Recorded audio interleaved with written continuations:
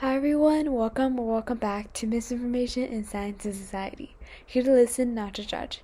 I'm your host Annie, and today with us we have Pratik Pawar. Awesome. Could you introduce yourself a little bit and what you do? Yeah, my name is Pratik. I am a journalist based in Bangalore, India. I cover stories related to science, and of lately, I've been interested more in covering global health stories. So, particularly stories in global health about neglected tropical diseases, which don't get as much attention in the media. So, stories about malaria. In India, we have actually quite a lot of deaths related to snake bites, which doesn't get a lot of coverage, isn't in the news particularly. So stories related to global health, but more focused on the neglected aspects or the neglected tropical diseases that are out there. And so that's like my niche that I'm trying to carve, but more generally, if I can say, I cover stories around science. And also because I have a background in biology, I'm more inclined towards or more interested in covering stories about biology related things. So it can be biotechnology, it could be some new research that's happening in ecology, behavioral sciences, and yeah. So basically, if I were to sum up, I call myself a science journalist who covers stuff happening in the biology sphere. Yeah, awesome. I'm very interested in biology as well. Um, so why did you choose this career initially? So I came to journalism a little sideways. I studied biology. I actually did my master's in biotechnology, and I was on the path to go and study to go for my PhD and get into academia and research. Mm-hmm. And so in India, where I'm based right now, there is after, like, while you're finishing your master's program, at the end there's a 6 month dissertation period where you have to go into a lab and work. And so that period was, I was trying to test the waters and trying to see whether I am interested in research, but does the day-to-day work interest me enough to go for a PhD program, which is another 4 years of intense work that's Mm-hmm. really, you're focusing on one tiny aspect of like this big puzzle that you're trying to understand. So that 6 month dissertation period was really the time when I tried to really understand whether research is for me, in the sense that, do I like the day-to-day work? And I came out that six month program, 6 month dissertation, realizing that this is not for me. Like, I'm not the kind of person who's interested in doing the daily grind work of like of bench work. Mm-hmm. And and I'm more interested in understanding a lot of different aspects from a larger point of view, rather than focusing on the minutiae and really understanding one topic in fine detail. Mm-hmm. And that's when I realized that I was also interested in writing to some extent. And I knew a few people who were trying to combine science and writing in some interesting ways. I'd read about it. I didn't know that was a career that anybody could do.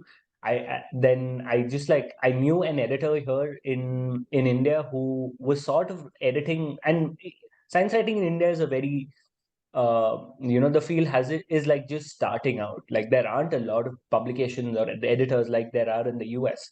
So Mm-hmm. I knew a few people, fortunately, who were doing this sort of thing, and I got in touch with them, and that's how I got started. And since then, it's been a journey of like 4 years, 3.5, 4 years. Yeah, that's Yeah. great. So what's like your favorite part of doing what you do now? So, right off the bat, if you ask me what's the favorite part, I think reporting is my favorite part of doing science writing, because I think I'm sure you can relate that you get to talk to a lot of people from different backgrounds, like you do with this podcast, Mm-hmm.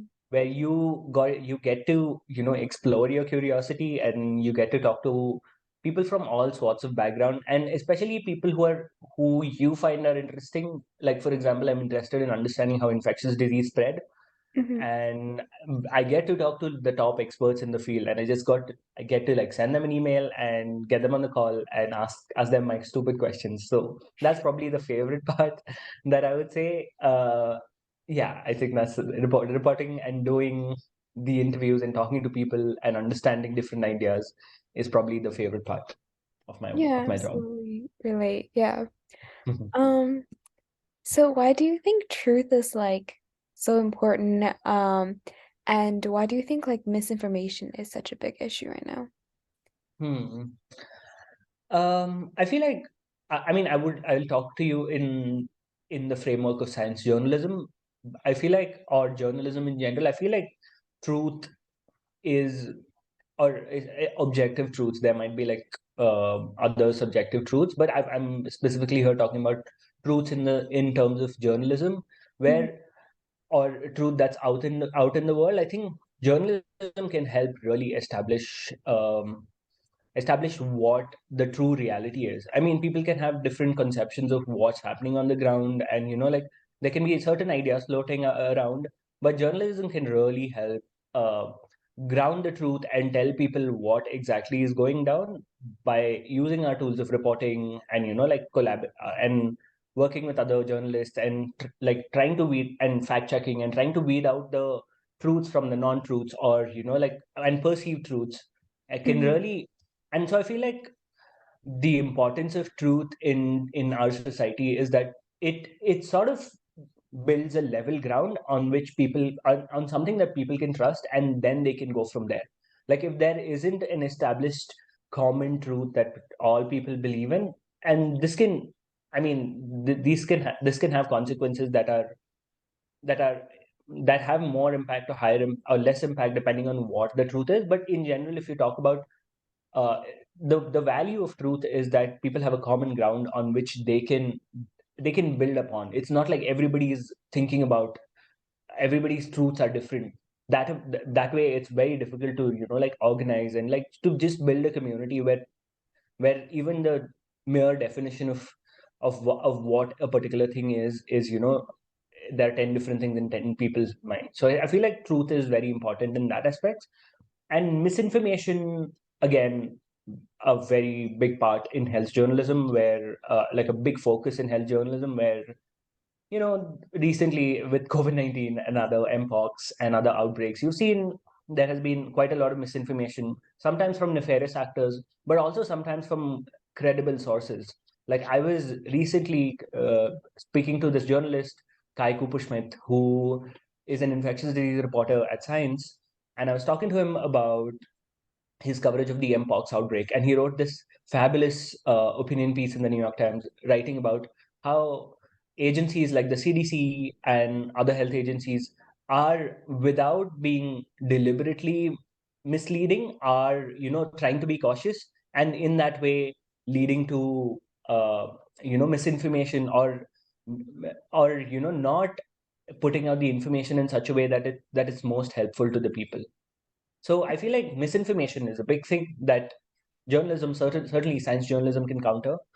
Mhm. And yeah, I feel like it's it's really important at this point to I I actually don't know how one would have a common, like, misinformation or tackling misinformation is a big part of science journalism, and like a big machinery to like counter, like a big tool to counter misinformation in today's day and age.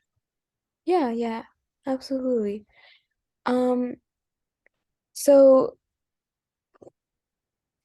how do people, I guess it's like, so in journalism, I know like sometimes, or like, I know for like scientific papers and stuff, there's like peer review Hmm. and so how do like people in like science journalism field, like in your field, like try to like tackle and like avoid misinformation, like um Hmm. within the field as well as like for the entire like for society? Right. Do you mean like how do journalists, like there's peer review for researchers, how do journalists make sure that they're not making any, that they're not spreading misinformation or not making any mistakes? Is that your question? Yeah, yeah, that's Okay. yeah.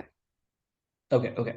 So I think with journalism, I mean, obviously you have to provide the evidence that you're, say, for example, I'm writing about, oh, there's a new H5N1 outbreak in Philippines. Hmm. And obviously there is, I mean, so reportage certainly doesn't mean that I'm always covering research. There's also the aspect of telling human stories, and there's always an aspect of, like, getting things wrong. But to the extent that journalists can control this and can be um, the imperative that editors especially have is journalists provide all the evidence that for everything that you're writing about.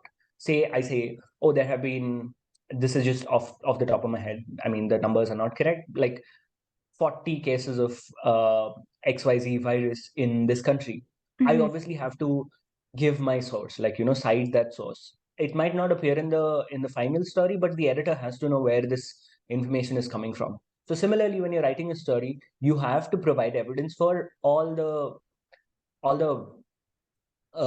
data points, or all the whatever you're writing about. You have to essentially back up your claims. And then again, when it comes to, when you're, say, Annie said XYZ while talking to me, Hmm. which again the editor needs to see in. So I usually record my interviews, or I write hand notes, and then that becomes a sort of, like a cross check. If the editor wants to check whether this person has said XYZ thing and wants to cross check, they can, check my reporting notes, they can check my transcripts online, they can check my audio recordings. And so it is similar to peer review in the sense that, but in this case, the editor who is looking over my story and trying to, like, guide me in the direction is trying to look at my reporting and see if it's fair, if it's, if I'm balancing all the sides of the story correctly. And then apart from that, when the story is through, because is out of my, like, if I'm done with it and the editor's done with it, then if a publication can afford it and if a publication is big enough, they also have a fact checker which does an independent analysis of the story before it goes out, which means that they'll go through all the facts and they'll make a list of it, and then they'll send it to me saying that, okay, these are the things that you've said, is that correct? And if there are any sources that are missing, they ask me about it. Where is this information coming from? So I think there is a robust, especially in science journalism, where there is a focus on getting things right first time and not being too hasty. There is, with certain publications, again,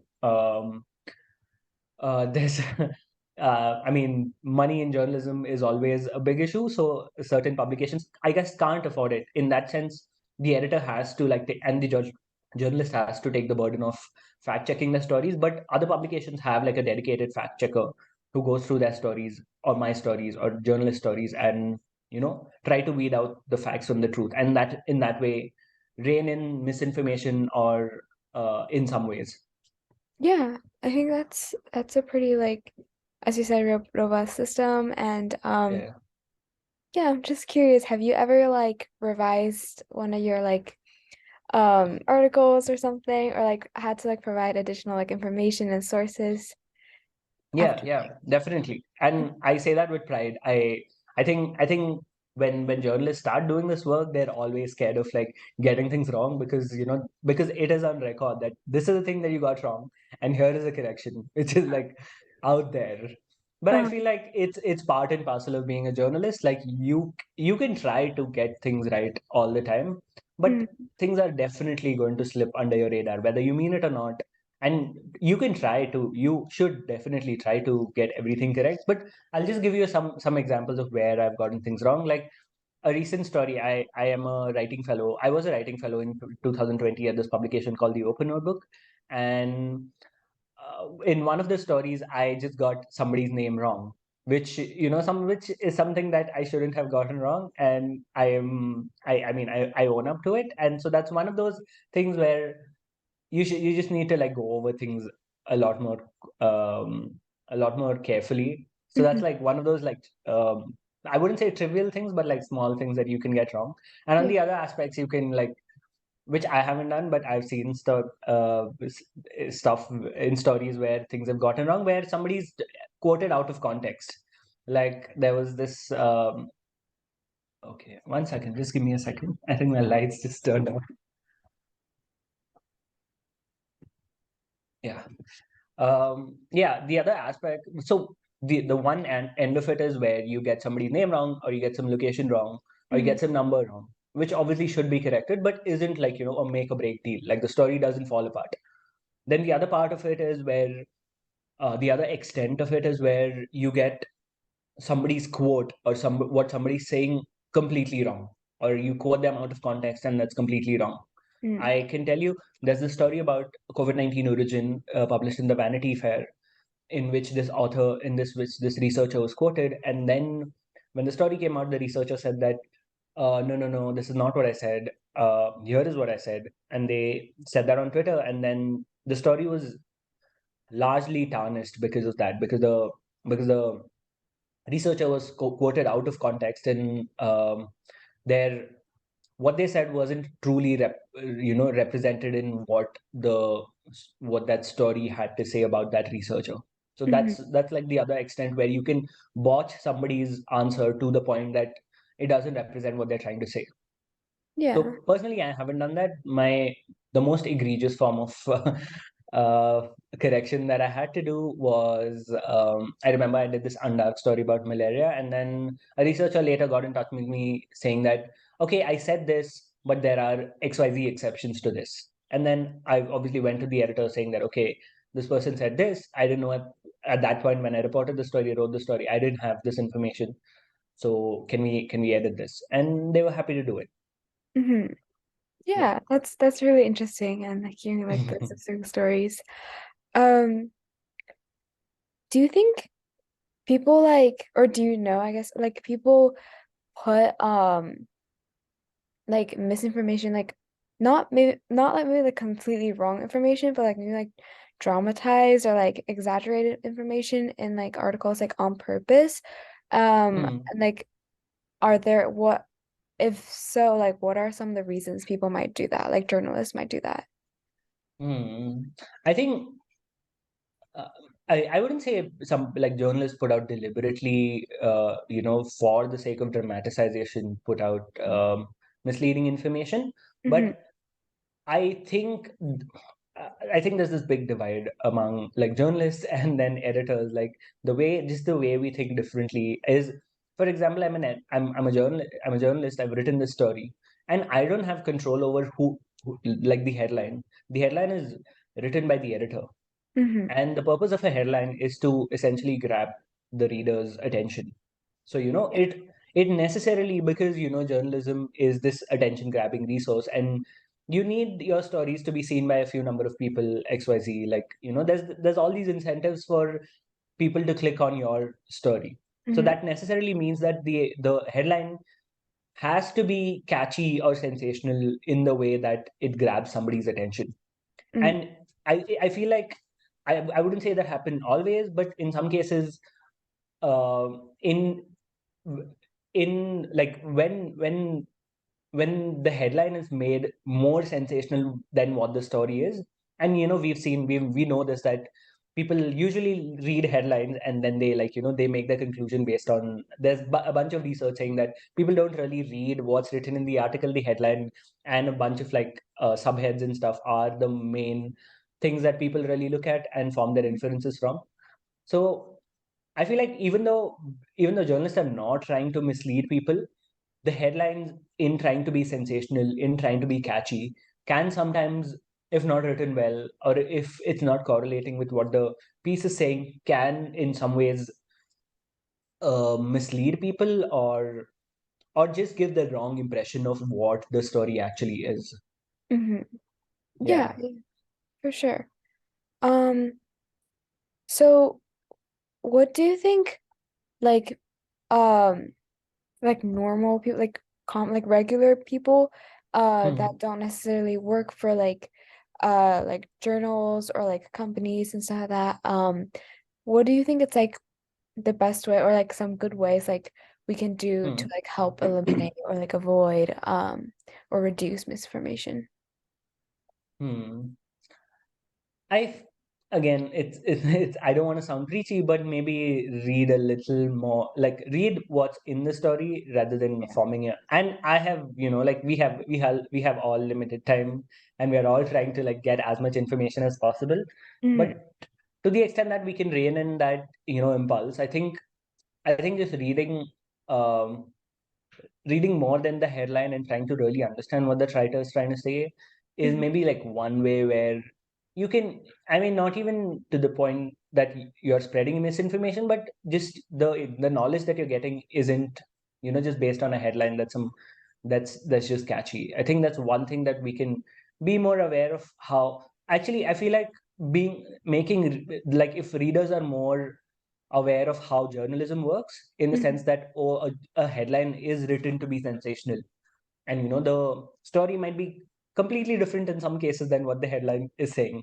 So Mhm. maybe being aware of how journalism works, and then tweaking how you consume information on the internet and other places, can maybe help you in some ways, um, maybe weed out misinformation from what true information is, or really, like, once you know how this infrastructure works, maybe you can, like, understand, okay, maybe this headline isn't really what the story is about, and maybe I should read a little more and try to understand what the writer's trying to say. I think apart from that, when it comes to tackling misinformation, I can't think of anything else apart from that. I think that's like my one big. If I were to, like, give advice, that's one thing where it's just like reading beyond the headline and just understanding, being a little more aware of how journalism works can really go a long way in trying to understand what information I'm consuming and how I'm consuming it, and yeah. For sure, for sure. Um, so journalism has like existed for like a long time and like it's changed over the years, especially recently. There's like the invention of technology and news. There are like news like online now and like whatever. So what do you think about like the invention of like technology and its like specifically its impact on the spread of misinformation? Hmm. I feel like, I mean, off the top of my head, I can think that because of technology, the spread of information has been quite rapid, and Mm-hmm. that has been true for journalism. Where in one town you would have like one or two local papers before. Now you can not only read those two local papers, or maybe not, because local papers are going extinct in some ways, but you can essentially sit in this part of India and read about what's happening in Yukon, Canada, for example, or like what's happening in Mexico, or what's happening around the world, basically, is what I'm trying to say. So I feel like with technology, it's like the spread of information and consequently misinformation has been quite rapid. Mm-hmm. And as we've seen, like, departing a little bit from journalism, with like we've seen, like in my country, in India, we've seen the proliferation of WhatsApp so much, WhatsApp, the messaging app, Mm-hmm. and misinformation on that, political misinformation regarding the vaccine. So I feel like there is, without a doubt, technology has accelerated the spread of information and misinformation. And I feel like the the guards to rein in misinformation have been a little slow to come, or yeah, like I feel like with technology, the spread of information has risen, but the safeguards to really rein in what, or to sift what is information and misinformation, that has been lagging a little bit in terms of or especially what I see in my country. Mm, I see. Hmm. Um, so I think those are all my questions about misinformation. So Uh-huh. just for fun, what inspires you? Like, is there is there like a book or idea or like person that Hmm. inspires you? Or do you have any like advice for people, especially teens? Um, it can just be like life advice or like about information, like anything. I think I mean I can start with, I don't know about advice, but I can start with people who inspire me recently, and that keeps changing, right? Obviously, depending on what you read and what you're interested in. But recently, the person who inspires me right now is this reporter named Amy Maxman. She was a Mm-hmm. reporter at Nature for for a long time, but now she's at the Council of Foreign Affairs or Foreign Relations, I think. Yeah, the Council of Foreign Relations, and she is basically a science journalist again, and she for the longest time did science journalism like I did, and she was interested in health. So she has reported from the Congo. She's reported from a bunch of African countries, from a bunch of Asian countries about malaria. So she really has the know-how of how infectious disease spread, especially in countries where, in these lower income countries where it's there's a lot more to infectious diseases than just the virus itself, like the lack of infrastructure, the governmental, there's a lot of like things that we don't really think about that aids the spread of a particular virus or a particular pathogen. And she has Mhm. really been looking into that and trying to tell these nuanced stories where you're just not writing about, oh, the virus killed XYZ people, and the reason why XYZ people are killed because the virus is this infective, or like the infectiousness of this virus is this. Like there's a lot more societal elements that go into it than one realizes. And I feel like this bridge between the biology and the societal factors, like Uh, socioeconomic, or social cultural factors, like how the politics is of a country, or how the responses of a certain government to this outbreak can really shape how infectious disease spread in that country. So I really admire her reporting for how she's able to like bridge those two places where I feel like most science journalism, or the science journalism that I used to look up to, were, these sort of, oh, the nature is so wonderful, or hey, this is such a cool discovery. And I'm without diminishing any of that, I still enjoy reading stories like that. And I also like writing such stories from time to time. But I also feel like there's the kind of stories which are at the intersection of science and society are, to me, inherently are more interesting, and something that I really like how Amy does it. And yeah, and now she's like, yeah, she's just doing, so she's one person that has really like impacted my thinking of how, and maybe if you can call it a role model, maybe hers is a path that I would like to emulate sometime. What was the other part of advice, right? Okay. uh, I don't think I have much advice to give, really, because I'm quite new to journalism, and or even in life, I'm 28, so I don't really have any pearls of wisdom to to give. Yeah, yeah, I think that's that's it. good. Yeah, awesome. All right. Thank you so much. Thank you so much, yeah, Annie, for having me. Yeah, thank you so much again for being here. It's such an honor and I learned a lot. So thank you. Thank you so much. I hope you have a good night or Yeah, have a evening. good rest of your day. Thank Thank you. you. Bye. Bye.